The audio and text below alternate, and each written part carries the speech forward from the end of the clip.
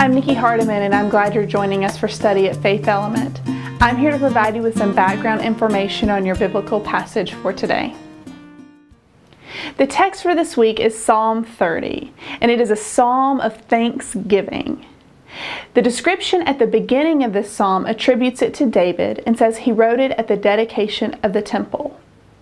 Now, the authorship of this particular psalm is questionable since David was already dead when Solomon began building his temple.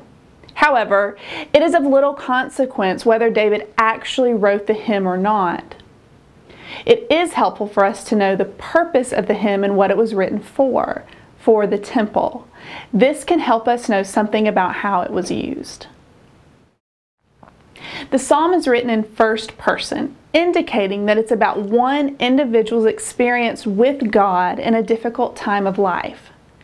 In the first 3 verses, the psalmist is giving thanks and praise to God for being restored from some kind of illness that he thought he was going to die from. The psalmist says, "O Lord, you brought up my soul from Sheol, restoring me to life from among those gone down to the pit." Sheol is the place that the ancient Israelites believed that all people went when they died. They believed that it was a kind of dark and dreary place in which the dead lived a kind of half-life. It was the destination for everyone who died, and it was also the place in which you were the furthest from God. God had dominion over Sheol, but those in Sheol were not able to make their praises to or cry out to God. In verses 4 through 5, the psalmist is exclaiming full joy and praise that God has delivered him from his affliction. He says, "Weeping may linger for the night, but joy comes in the morning." Verses 6 through 10 are a flashback to the experience from which the psalmist was delivered.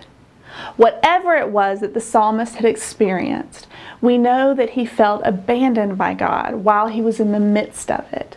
He writes, "You hid your face. I was dismayed. To you, O Lord, I cried, and to the Lord I made supplication." In the final 2 verses, the psalmist moves back to his full joy and praise, saying, "You have turned my mourning into dancing.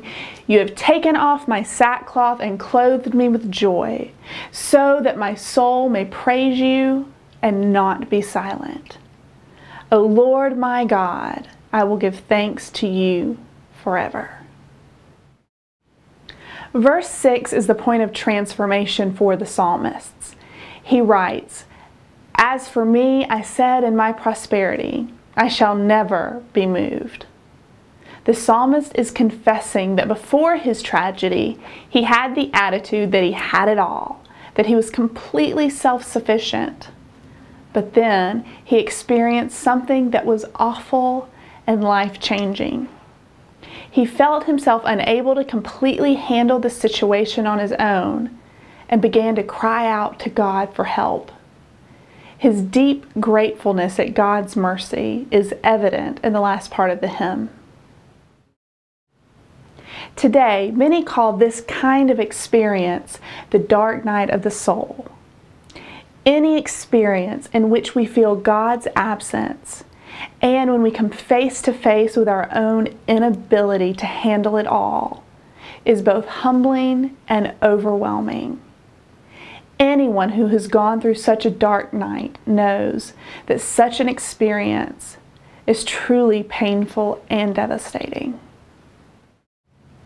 However, anyone who comes out on the other side of such an experience will often express the same kind of gratitude and transformation that the psalmist does. Such a transformation comes from the knowledge that the pain and the mourning does not last forever. It is in those times that we feel the most distant from God, and then suddenly we become aware that God was never really gone, when we feel the deepest sense of joy. It is in these times when we feel like we've been brought from death into life that our own deep transformation is experienced.